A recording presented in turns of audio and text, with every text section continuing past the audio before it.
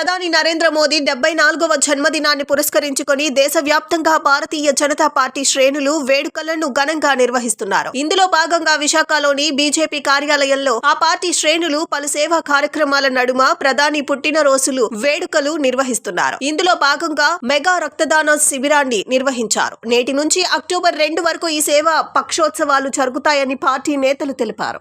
శ్రీ నరేంద్ర మోడీ గారి యొక్క 74వ పుట్టినరోజు సందర్భంగా భారతదేశం అంతా కూడా సేవా కార్యక్రమాల ద్వారా వారికి జన్మదిన శుభాకాంక్షలు తెలియజేయడం జరుగుతుంది. భారతీయ జనతా పార్టీ కార్యకర్తలంతా కూడా ఈ సందర్భంగా విశాఖపట్నం భారతీయ జనతా పార్టీ జిల్లా కార్యాలయంలో మెగా రక్తదాన శిబిరాన్ని నిర్వహించడం జరిగింది.